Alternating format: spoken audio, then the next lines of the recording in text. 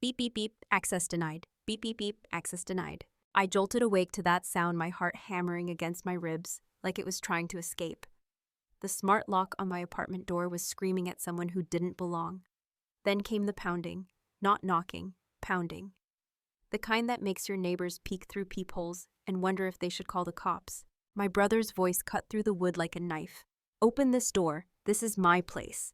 Then my mother's voice, shrill and cutting. Chloe, open this godforsaken door right now. This is your brother's home. I sat there in my bed, the morning light filtering through my curtains, my hands trembling as reality crashed over me. This was it, the moment I'd been dreading, the moment I'd been preparing for. My phone was already in my hand before I even realized I'd grabbed it. I opened the camera app and hit record. Evidence, my shield. If you're listening to this story right now, do me a favor. Hit that like button, subscribe to the channel, and drop a comment below telling me if you've ever had to stand up to your own family. Because what I'm about to tell you isn't just my story. It might be yours too. Now let me take you back to where this all really started. It began 8 years ago when I was 23 years old and so desperately wanted to prove myself worthy of my family's love. I'd just landed my first real job as a junior interior designer at a small firm in Austin, Texas. The pay wasn't great, but I was proud. I was building something.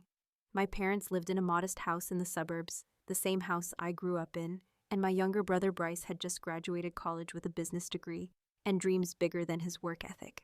I'll never forget the night my father Richard called me into the living room. It was late September, and the cicadas were singing their end-of-summer song outside. My mother Eleanor sat beside him on the worn leather couch, her hands folded neatly in her lap, her face arranged in that particular expression I'd learned to dread.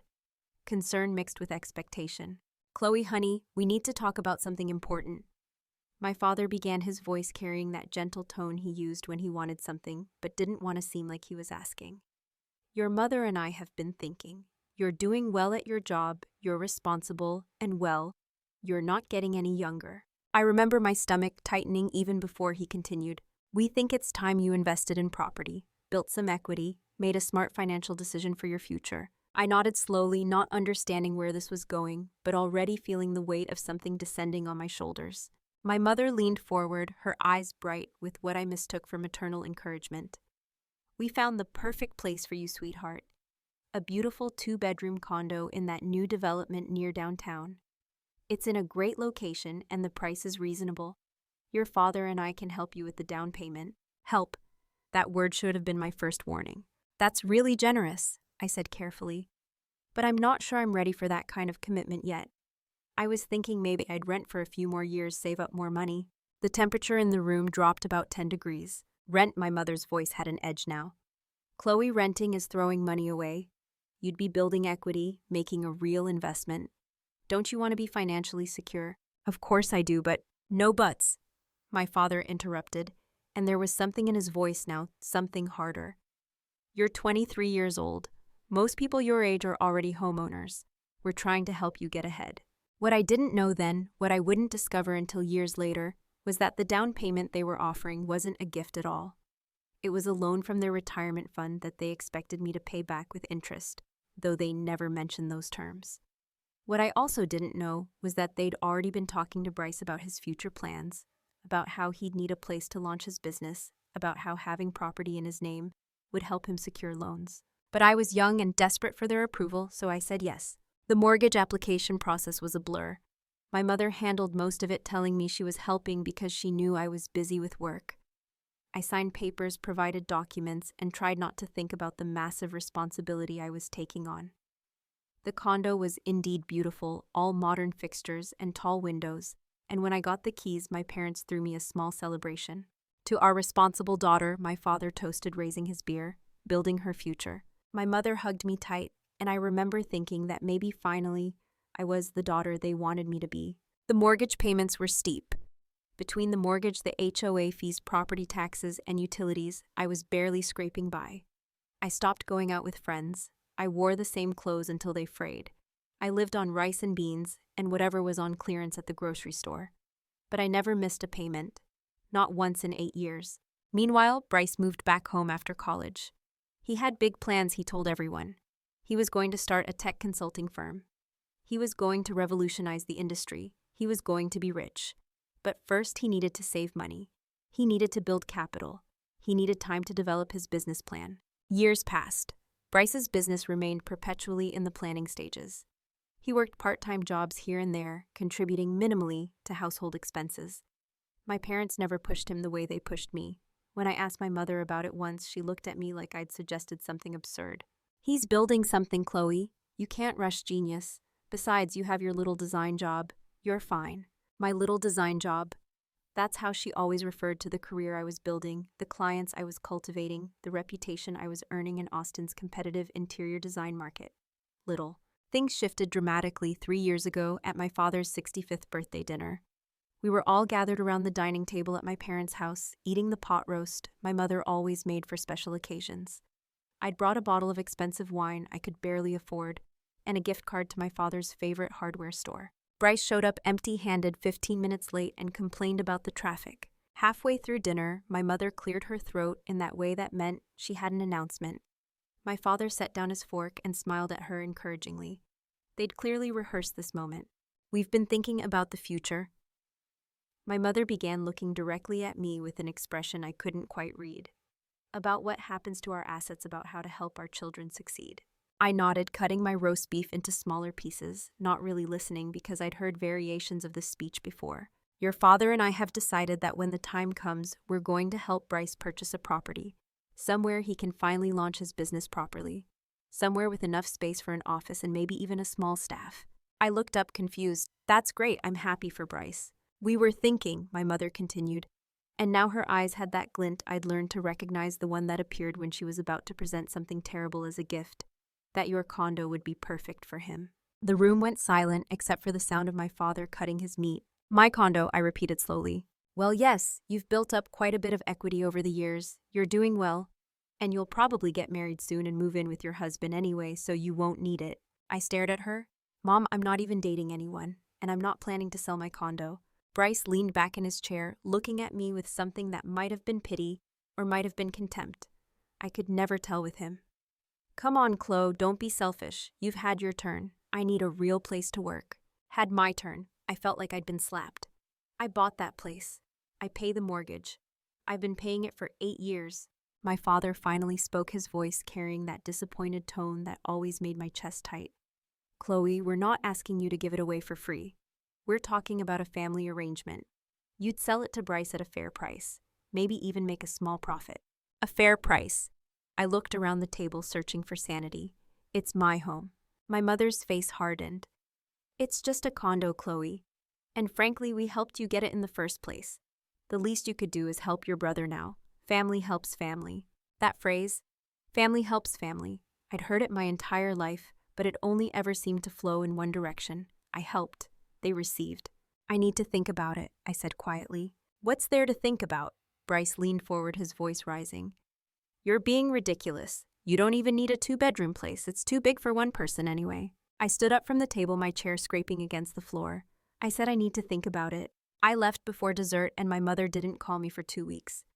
When she finally did, she acted like nothing had happened, chatting about the weather and her book club, never once mentioning the dinner conversation.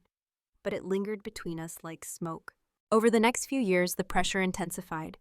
Casual comments became pointed suggestions became demands.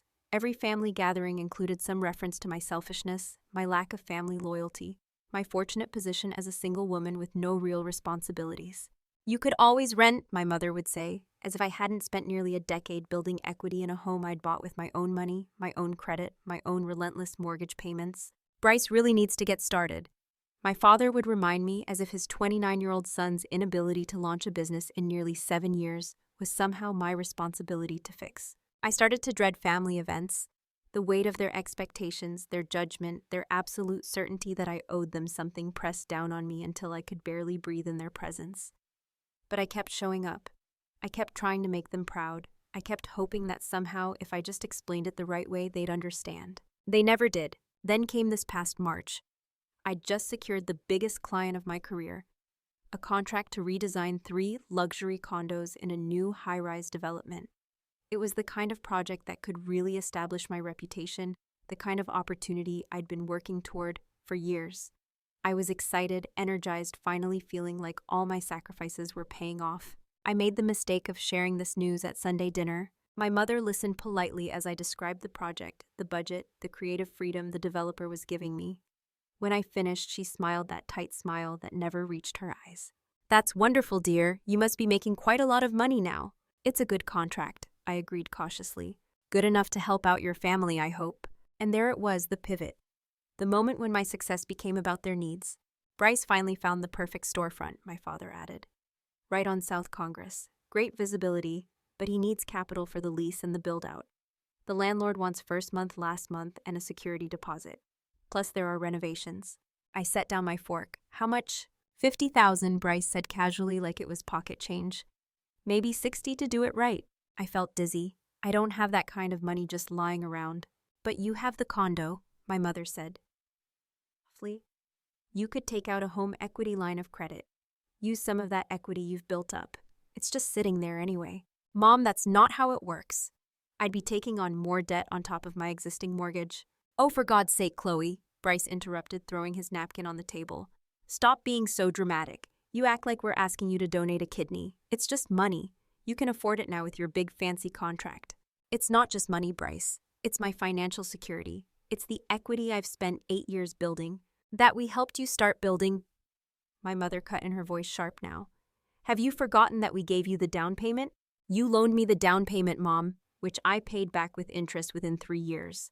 "Oh, here we go," she said, looking at my father with exaggerated weariness. "Always keeping score, always making everything about what you've done." I stared at her stunned. "I'm not making anything about me. You're literally asking me to go into debt for Bryce's business."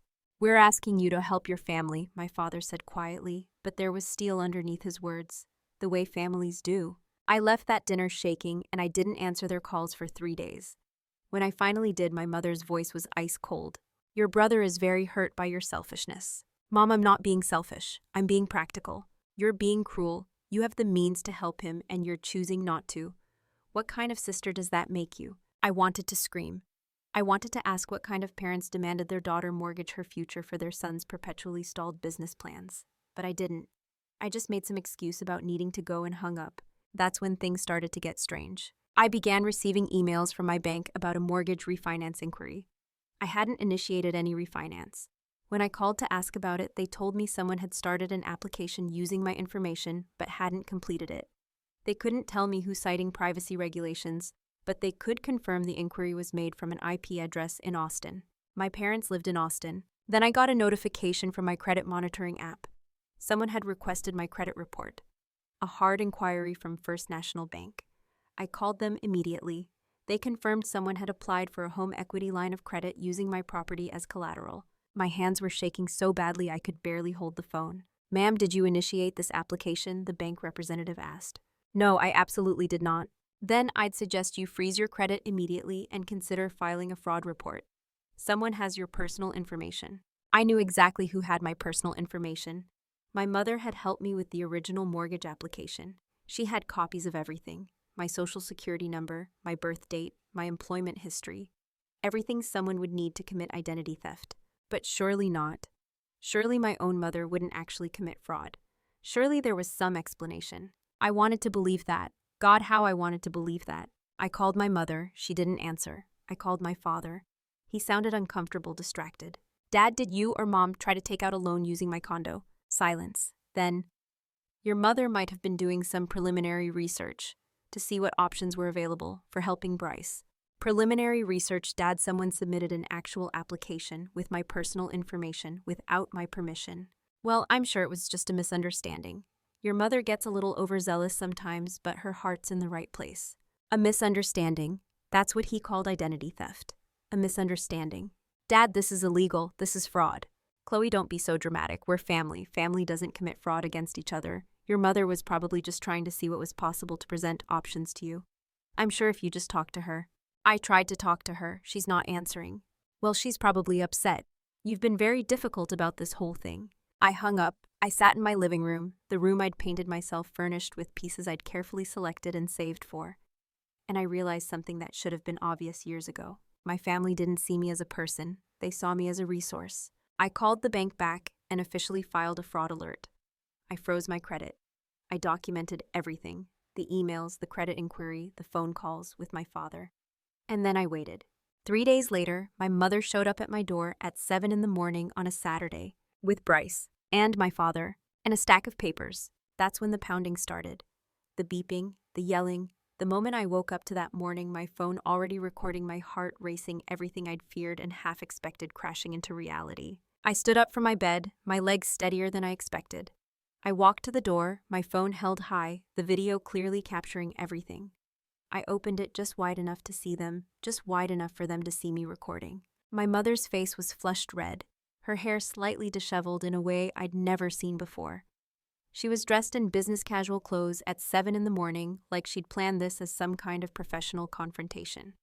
Bryce stood beside her wearing a hoodie and sweatpants, his expression oscillating between anger and something that might have been guilt. My father hung back by the elevator, refusing to meet my eyes.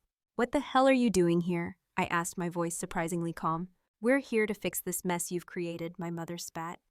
"We have an appraiser coming at 9 o'clock to evaluate the property for the HELOC. You need to let us in, and you need to sign these papers." She thrust the folder toward me. "There's no appraiser coming, Mom." Her face went white. "What?" "I canceled it when I reported your fraud to the bank." The silence that followed was so complete I could hear the humming of the building's HVAC system. "You did what?" Her voice was barely above a whisper, which somehow made it more terrifying than if she'd screamed. "I reported the identity theft. The bank flagged your phone number. The application is dead. And if any of you take one more step toward this door, if I get one more email, one more credit inquiry, one more anything, I'm calling the police and filing criminal charges." "You wouldn't dare," Bryce said, but his voice lacked conviction. I looked directly at him, at this man-child who'd spent 7 years coasting on potential, while I built an actual career, who'd expected me to mortgage my future for his fantasies. "Watch me." My mother's face had gone from white to a deep, mottled red. "You ungrateful little bitch. After everything we've done for you. After we gave you that down payment, after we helped you get into that condo in the first place. This is how you repay us. You gave me a loan, Mom, which I paid back. And this," I gestured to my apartment door, "is my home. I bought it. I paid for it. For 8 years. Every single payment, every repair, every upgrade. Mine." "You're a woman, Chloe," she shrieked, and several neighbors' doors cracked open. "You'll get married and move in with your husband. You don't need this place. Your brother needs it. He has a future, a career to build. Don't be selfish." Something inside me snapped. Maybe it was the word selfish. Maybe it was the implications about my future as a woman being somehow less valuable than my brother's perpetual potential. Maybe it was 8 years of carrying this burden while being told I should be grateful for the opportunity. "You taught me that family only matters when they need something from me, Mom. Lesson learned. Thank you for that." I closed the door, I locked it, I chained it, and then I slid down to the floor and cried. But these weren't the tears I'd cried before, the tears of confusion and hurt and desperate hope. That if I could just explain myself better, they'd understand. These were different tears. These were tears of rage and relief and something that felt almost like freedom. I'd done it. I'd actually done it. I'd said no. The banging continued for another 10 minutes. My mother screamed. Bryce threatened.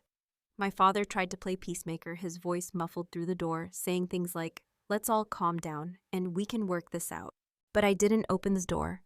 I sat there recording everything until they finally left. Then I opened my laptop and started documenting. I created a folder called Evidence. I saved the bank emails about the fraudulent HELOC application. I downloaded my credit report showing the unauthorized inquiry.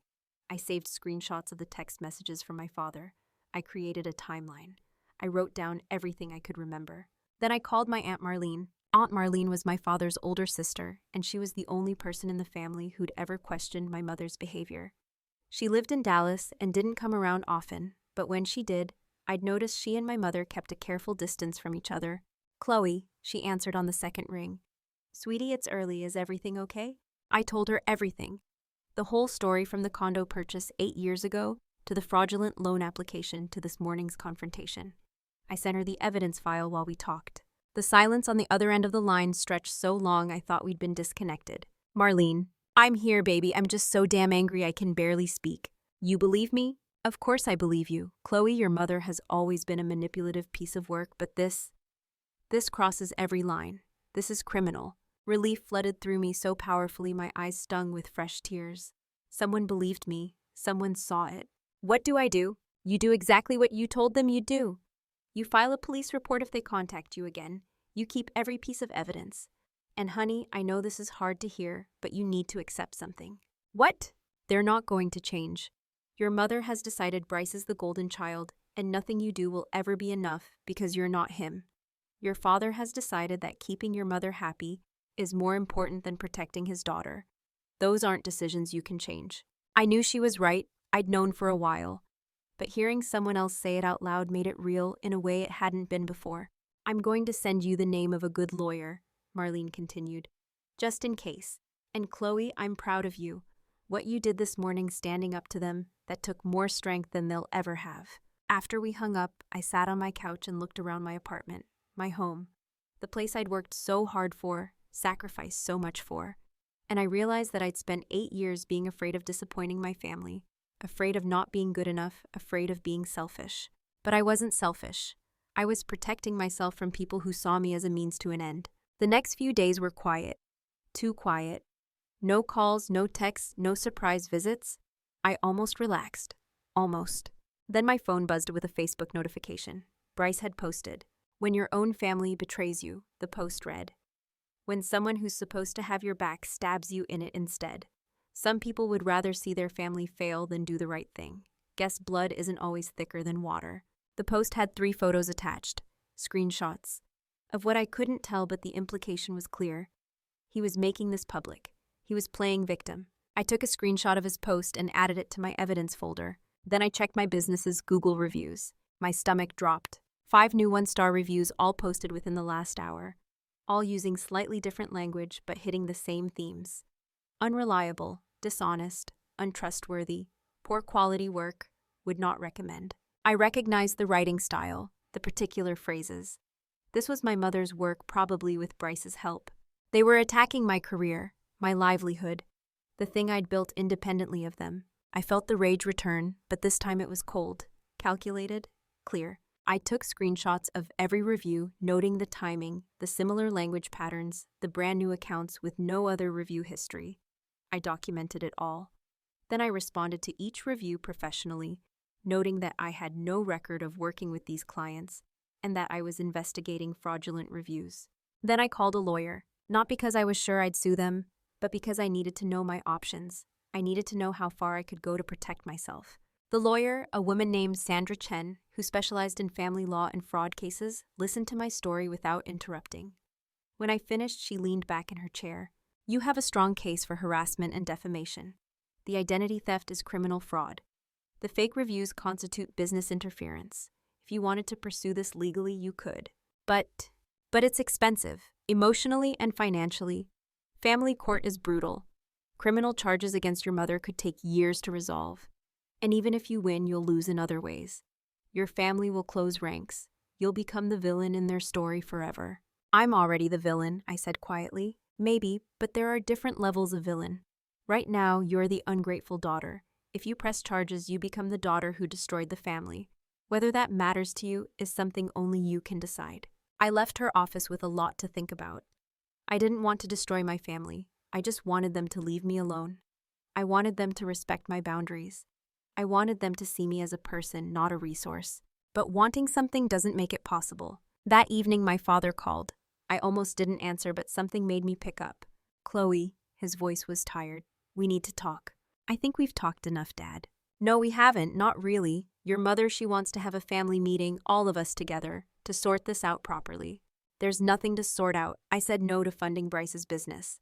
I reported the fraud. That's it." "Chloe, you can't just cut off your family over this." "I'm not cutting anyone off, Dad. I'm protecting myself from people who literally tried to commit identity theft against me. That's not fair. Your mother was just trying to help Bryce. She got a little overzealous, but she wasn't trying to hurt you. She used my social security number without my permission to apply for a $60,000 loan. That's not overzealous, Dad. That's a felony. Don't use that word. Don't make this into something criminal. We're family." "Then act like it," I snapped. Family doesn't steal from family. Family doesn't attack each other's careers. Family doesn't demand that one child sacrifice everything so the other child can keep dreaming without working. "You don't understand," he said, and his voice cracked. Your brother, he's struggling. He needs help. And you're doing so well, you have so much. I have so much because I worked for it. Every single thing I have, I earned. Where was this concern when I was eating rice and beans for 2 years straight to make my mortgage payments? Where was this concern when I worked 70-hour weeks to build my client base? Where was anyone worrying about whether I was struggling? Silence. The meeting is tomorrow night, he finally said. 6 o'clock, at our house. I expect you to be there. He hung up before I could respond. I sat there, phone in hand, shaking. Part of me wanted to ignore it. Part of me wanted to text back and say I wasn't coming. But another part of me, the part that had spent 8 years desperately seeking their approval, thought, maybe this was my chance to make them understand. I spent Monday preparing. I went to the office supply store and bought 3 heavy-duty presentation folders with 3 ring binding. Then I went home and printed everything. Every bank statement from the last 8 years showing my mortgage payments. The original purchase agreement showing only my name, only my signature, only my down payment check, after I'd paid my parents back their loan. The email notification about the fraudulent HELOC application. My credit report showing the unauthorized inquiry. Screenshots of Bryce's Facebook post. Screenshots of the fake 1-star reviews with my professional response to each one. I organized it all chronologically. I added tabs. I made it impossible to ignore or dismiss. 3 folders. Each one weighed exactly 2 pounds 4 ounces. 2 pounds 4 ounces of truth. I drove to my parents' house Tuesday evening with those folders on my passenger seat. My hands were steady on the wheel. I wasn't shaking anymore. I'd moved past fear into something else. Something harder. Their house looked exactly the same as always. Same trimmed hedges, same welcome mat, same porch light that flickered slightly. I'd grown up here. I'd learned to ride a bike in this driveway. I'd sat on that porch swing and dreamed about my future. I used my key to let myself in. I'd be giving that key back tonight. They were all sitting around the dining room table like a tribunal. Dad at the head, Mom to his right, Bryce to his left. 3 chairs of judgment, 1 empty chair facing them. For me, you're late, my mother said, not looking up from her phone. I checked my watch. I'm 3 minutes early. Don't get smart with me. I didn't respond. I walked to the table and stood behind the empty chair. I didn't sit. Chloe. My father began using his stern voice, the one he used to use when I broke curfew as a teenager. This situation has gotten out of hand. You've embarrassed this family. You've hurt your mother. You've sabotaged your brother's future. We're here to fix this. He pushed a stack of papers across the table toward me. Sign these and we'll put this whole mess behind us. I looked down at the papers. Transfer of property deed, quitclaim forms, documents that would sign away my home to my brother. I didn't touch them. Instead, I pulled the 3 folders from my bag. I placed 1 in front of my mother, 1 in front of Bryce, 1 in front of my father. What is this? My mother asked, her voice sharp. That's 8 years of my life, I said calmly. That's proof that the condo is mine, that I paid for it, that someone tried to commit fraud against me, and that you've been attacking my business in retaliation. My mother opened her folder. She saw the HELOC email. Her face went pale. She slammed it shut. You wouldn't dare bring this to the police. Bryce opened his folder. He saw his own Facebook post staring back at him along with the fake reviews. His face flushed red. My father was the only one who actually read through the documents. Page after page, the purchase agreement, the mortgage statements, the evidence of my payments month after month, year after year, the credit report, the fraud alert. His hands started shaking. This is, he said slowly, this is your proof of ownership? Yes. And this profile. He held up the HELOC email. Someone really did submit an application using your information. Yes, without my knowledge or consent. He looked at my mother, really looked at her, and something in his face changed.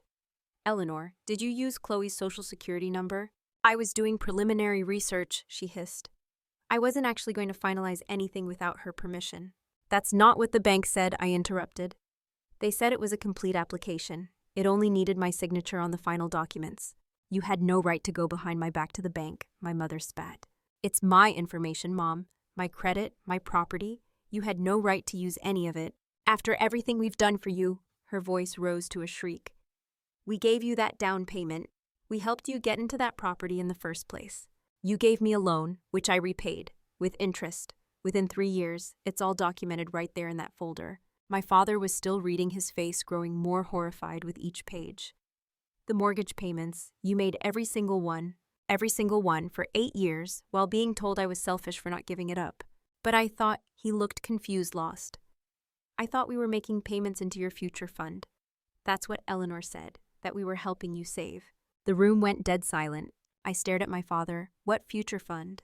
The payments we've been making? $2,600 a month. Eleanor said it was going into a savings account for you, for your future. That's why we've been having trouble making ends meet. My mother's face had gone from red to white to a grayish color I'd never seen before. Dad, I said slowly, I don't have any savings account that you've been paying into. I don't have any account with your names on it at all. My father turned to look at my mother. Eleanor, I can explain, she started, but her voice was shaking now. You told me, my father's voice was rising. You told me we were helping Chloe save. You showed me the bank statements. You said, we were saving, she insisted, for Bryce's future, for his business, so he'd have capital when he was ready. The room spun, $2,600 a month. For 8 years. That was nearly $250,000. You've been saving $250,000 for Bryce, I asked, my voice barely a whisper. While telling me I was selfish for not going into debt for him? It's for his future, my mother shouted. He needs it. You don't understand what it's like trying to launch a business in this economy. He needs capital. He needs support. And I didn't. I looked at my father, who was staring at his wife like he'd never seen her before. I didn't need support while I was eating rice and beans to make my mortgage payment, while I was working 70-hour weeks, while I was building my career from nothing. You were fine, my mother snapped. You had your little design job. You were always fine. I was drowning, and nobody cared because I wasn't Bryce. My brother, who'd been silent this whole time, finally spoke. Chloe, you have to understand. I'm trying to build something real, something that matters. You just shuffle around furniture and pick paint colors. I'm creating jobs, building an actual company. You haven't created anything, I said flatly. In 7 years, you've created a logo and a business plan that changes every 6 months. That's it. Meanwhile, I have 60 clients. I employed 2 junior designers and an assistant. My little furniture shuffling business made $200,000 in revenue last year. Bryce's mouth opened and closed like a fish. But none of that matters, I continued, looking around the table. Because I'm just a woman. Because I'll just get married and move away. Because my career is little and Bryce's potential is infinite. Don't twist this around, my mother said desperately. We were trying to help family. Family helps family. No, I said, and my voice was steel now. You were trying to help Bryce at my expense. There's a difference. I pulled out one more document from my bag. A cease and desist letter my lawyer had prepared. I placed it on the table. This is a legal notice. If I receive one more fake review, one more harassing message, one more attempt to access my credit or property, I will file criminal charges for identity theft and harassment. The bank has already flagged your phone number, Mom. They have evidence of attempted fraud. The police would be very interested in that. My mother looked like I'd slapped her. You would send your own mother to jail. You tried to steal my house, my home, the place I've worked 8 years to pay for. What would you call that? I call it trying to help my son. By destroying your daughter. The silence that followed was absolute. I looked at my father, who seemed to have aged 10 years in the past 30 minutes. Dad, I'm sorry. I know this isn't what you thought was happening, but it is what's happening, and I can't be part of it anymore. I turned to leave, but my mother's voice stopped me. If you walk out that door, you're not welcome back. You'll be dead to this family. I turned slowly to face her. Mom, I've been dead to this family for 8 years. I just finally figured it out. I walked out, I got in my car, I drove home, and I didn't cry. I was done crying. The next 3 months were brutal. My Google reviews tanked from 4.9 stars down to 1.5. The fake reviews kept coming despite my legal threat, probably from burner accounts and VPNs. I lost clients. My big contract fell through when Austin Modern's owner decided my reputation issues were too risky. I watched my business, the thing I'd built from nothing, hemorrhage money and credibility because my family couldn't accept that I'd said no. But I didn't break. I hired a reputation management company. I responded professionally to every review. I reached out to past clients and asked them to share their honest experiences. Slowly, the real reviews started to outnumber the fake ones. I didn't see or speak to my parents or Bryce. Aunt Marlene called every week to check on me. My neighbor Ethan, who'd witnessed that first confrontation and given me security footage, brought me coffee sometimes and never asked prying questions. And I started to rebuild, not just my business, but myself. I started therapy. I read books about family dynamics and trauma and setting boundaries. I joined a support group for adult children of narcissistic parents. I learned that nothing about my story was unique, that thousands of people dealt with family members who saw them as resources rather than people. I learned that no was a complete sentence. I learned that I'd spent 23 years trying to earn love that was never going to be freely given. I learned that letting go of that desperate need for approval was the most painful and most liberating thing I'd ever done. 5 months after that night at my parents' house, I got an email from the Austin Young Entrepreneurs Program. My application had been accepted. They wanted me to speak at their spring conference about building a business from scratch. I stared at that email for a long time. The old Chloe would have been terrified, would have worried she wasn't good enough, didn't deserve it, would somehow mess it up. The new Chloe hit reply and said yes. The conference was at the downtown convention center during South by Southwest. 200 people in the audience, business owners, startup founders, people trying to build something from nothing, like I had. I wore my best suit, the emerald green one I'd splurged on after landing my first 5-figure contract. I walked onto that stage with my shoulders back and my head high. And I told my story, not the story my family would have wanted me to tell. Not a story about grateful daughters and generous parents and the importance of family sacrifice.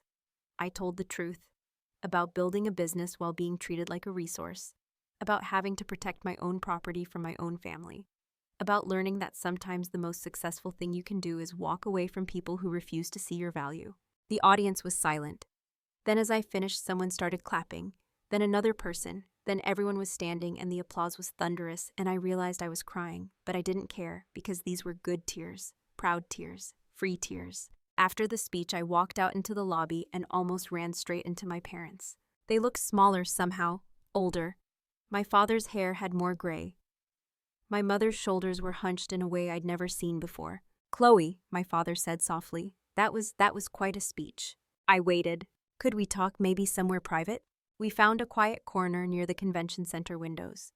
The Austin skyline stretched out behind them, the city where I'd built my life despite everything they'd done to tear it down. "Your mother has something she wants to say," my father prompted. My mother looked at me, and for the first time in my life, I saw something that might have been uncertainty in her eyes. We've had time to think about everything, and we want to know if maybe we could start over, fix things, be a family again. Start over. Like the past 8 years could just be erased. Like the fraud and the harassment and the attempts to destroy my career had never happened. "Mom," I said gently, and I meant it to be gentle because I wasn't angry anymore, just tired. "Starting over would require you to see what you did wrong, and I don't think you do." "We said we want to fix things," she insisted. "No, you said you want to start over. Those aren't the same thing. Fixing things would mean acknowledging the damage, making real amends, showing me through actions, not words that you understand you tried to steal from me, that you tried to ruin my career, that you valued Bryce's dreams over my actual accomplishments." My mother's face hardened. There it was, the real her underneath the temporary humility. "Your brother needed help," she said stiffly. "And I didn't. You were always fine. Because I had to be. Because nobody was coming to save me." My father put his hand on my mother's arm, a restraining gesture. He looked at me with tired eyes. "What would it take, Chloe, for us to be a family again?" I thought about that, really thought about it. What would it take? It would take you accepting that my life has the same value as Bryce's.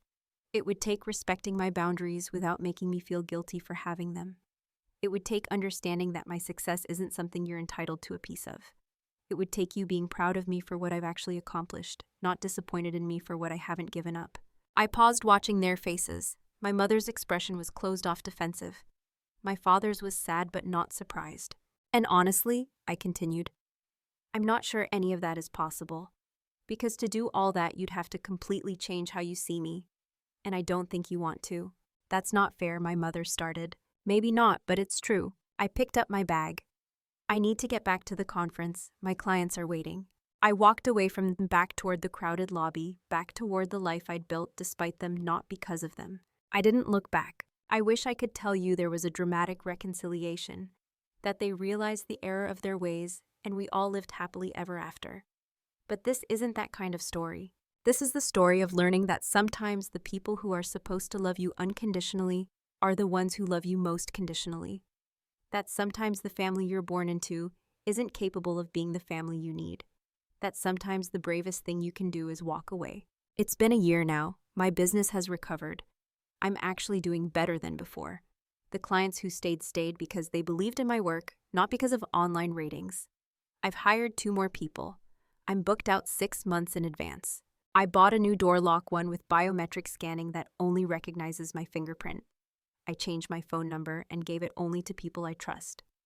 I built a life that's mine, where nobody can show up at 7 in the morning and try to take what I've earned. Aunt Marlene visits every few months. Ethan and I get coffee every week.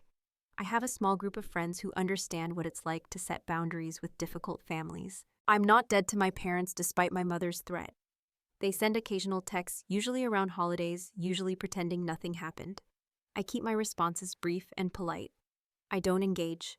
I don't explain. I don't defend. I just exist separately with boundaries they can't cross because I won't let them. Bryce's business never launched. The storefront he was so desperate for has a for lease sign in the window. I drive past it sometimes and I don't feel vindicated. I just feel sad for all of us, for a family that could have been, but never was. But here's what I learned, what I want you to take away from this story. Freedom isn't about them stopping pulling you down. It's about you stopping letting them. It's about recognizing that you can love people from a distance, that you can honor your past without letting it destroy your future. That protecting yourself isn't selfish, it's necessary. I spent 8 years desperately trying to earn love that was never going to be freely given. 8 years proving myself to people who'd already decided I wasn't worth as much as my brother. 8 years sacrificing for people who saw my sacrifices as their due. And you know what? The moment I stopped, the moment I finally said no and meant it, the moment I chose my own survival over their approval, that's when my real life began. Not the life they wanted for me. Not the life where I was the reliable daughter who gave up her dreams so her brother could keep pretending he had some. Not the life where I was small and grateful and endlessly accommodating. My life, the one I built, the one I fought for, the one I'm still fighting for every single day. And it's not perfect. There are hard days when I miss what I wish my family had been. There are moments when I see a mother and daughter laughing together in a coffee shop and feel a pang of loss for something I never really had. But I'm free, and that freedom is worth more than their approval ever was. So here's my question for you, the one I want you to really sit with. Have you ever had to choose between keeping the peace and protecting yourself? Have you ever had someone who loved you, treat you like a resource instead of a person? Have you ever had to walk away from family to save yourself? If you have, I see you, I understand. And I want you to know that choosing yourself doesn't make you selfish. It makes you strong. And if you haven't had to make that choice yet, but you're feeling that familiar weight, that sense that you're giving more than you're receiving, that your value only exists in what you can provide for someone else, listen to that feeling. Honor it.